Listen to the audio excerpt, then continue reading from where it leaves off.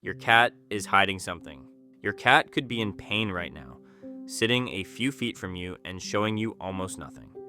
Not because the pain is small, because hiding it is one of the oldest instincts your cat has, and it is very, very good at it.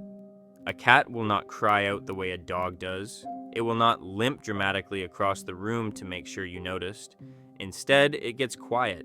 It changes its routine in small ways. It does the things a healthy cat does, just a little less, a little differently, until the day the signs are impossible to ignore.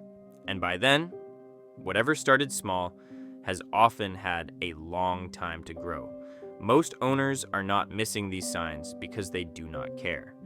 They are missing them because the signs are designed by millions of years of evolution to be missed. So in the next few minutes, you are going to learn exactly what your cat is hiding, why it hides it, and the specific changes that tell you it is time to act. The instinct that works against you. To understand why your cat hides pain, you have to go back long before it was your cat. Out in the wild, a cat lives in a strange double role. It is a predator, but it is also small enough to be prey. And in that world, showing pain is dangerous. An animal that limps, that moves slowly, that looks weak, is telling every larger predator nearby that it is an easy target. It is also telling its own kind that it cannot compete. Wild cats that showed their injuries got pushed out or got picked off. Wild cats that hid them survived long enough to pass that instinct down. Your cat is the end of that long line. It does not matter that the most dangerous thing in your living room is the corner of the coffee table. The instinct does not check its surroundings. It just runs. There is a second layer to it too. Even in a safe home, a cat may quietly see the other animals in the house, and sometimes even the people, as competition for food, for water, for the warm spot in the sun. Showing weakness, in that logic, means losing your place. So your cat does what its ancestors did. It carries the discomfort, and it keeps a normal face on. The hard truth here is that the instinct that kept its bloodline alive for thousands of years is the exact thing standing between you and knowing your cat needs help. Why you don't see it coming. Here's the part that makes this even harder. It would be one thing if pain arrived all at once, a clear before and after. Sometimes it does, but many of the most common painful conditions in cats do not work that way. Arthritis, dental disease, kidney problems. These tend to build slowly, over months, sometimes years, and because the condition develops gradually, the cat adapts gradually right alongside it. It stops taking the high jump, but it does it a little at a time. It grooms a little less, sleeps a little more, plays a little shorter. Each individual change is so small that on any given day, there is nothing to react to. Stack those tiny changes up over a long enough stretch, and you get a cat that is genuinely struggling, arrived at one nearly invisible step at a time. And there is a trap waiting right there. When the changes are slow and quiet, the easiest explanation is the comfortable one. He is just getting older. She is just slowing down. She was always a bit antisocial. Sometimes that is true, but sometimes just getting old is actually a treatable, painful condition that has been hiding inside an assumption. That is why this next part matters so much. You cannot rely on your cat to announce the problem. You have to know the signs yourself. What your cat is actually showing you. So let us be specific.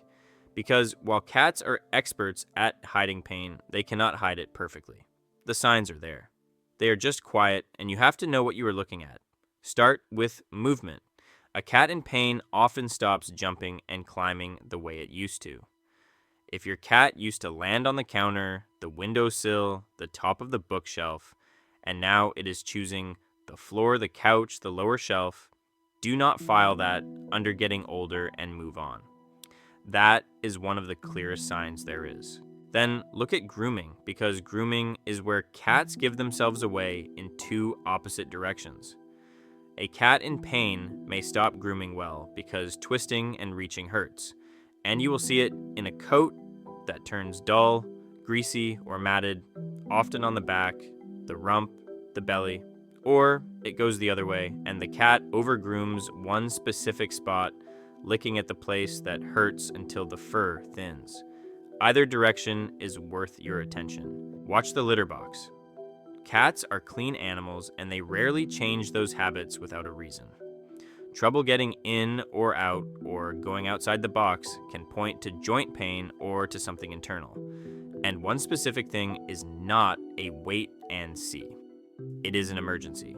A cat straining to urinate and producing little or nothing needs a vet immediately. Then there is appetite. A cat eating noticeably less is often showing you one of the earliest warning signs there is, whether the cause is dental pain, an injury, or an illness underneath. And finally, watch the cat itself. More hiding, less play. A friendly cat going withdrawn or irritable. A calm cat suddenly not wanting to be touched or picked up.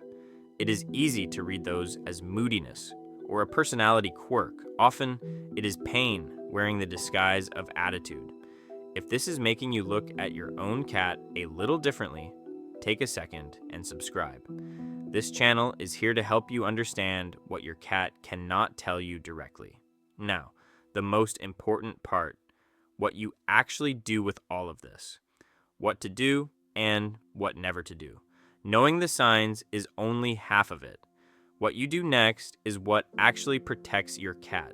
Start with the simple rule. Any real, sustained change in your cat's normal behavior is worth a conversation with your veterinarian. Not a panic, a conversation. You do not need to be certain something is wrong. Noticing that something is different is enough, and it is exactly the information a vet wants. This is also where being skeptical of yourself pays off. If you catch your mind reaching for the easy answer, just getting old, just being dramatic, treat that as your cue to look closer, not to look away. Here is something most owners do not know. Pain in cats is real and recognized enough that there is an actual clinical checklist for it used by veterinarians from the International Veterinary Academy of Pain Management. Your cat hiding pain does not mean the pain cannot be found. It means it has to be looked for on purpose by someone trained to look. You can make that easier. Keep a simple journal.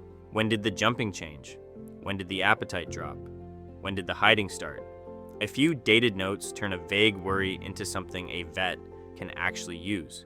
And now, the part that matters most of all, the thing to never do. Never give your cat over-the-counter human pain medication. Not to be kind, not to tide it over, not in a small dose.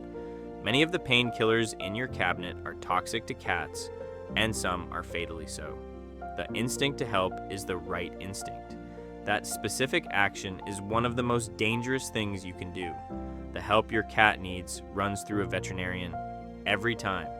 Because here is the good news in all of this. When feline pain is caught, it can very often be treated or managed or made dramatically better. Medication, environmental changes, simple things like a lower litter box or an easier route up to a favorite perch.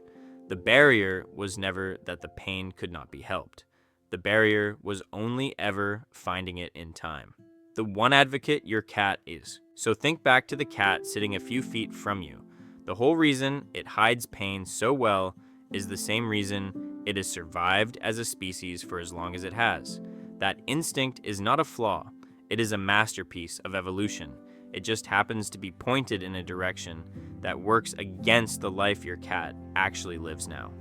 Safe, indoors, with someone who would help in a heartbeat if they only knew. That is the part you can change. You cannot switch the instinct off, but you can learn to read past it. You can notice the small things, write them down, and trust a vet to find what your cat is built to hide. That is not being a worried owner. That is being the one advocate your cat cannot be for itself. If this helped you see your cat a little more clearly, subscribe and stick around. Understanding what they cannot say is the whole reason this channel exists.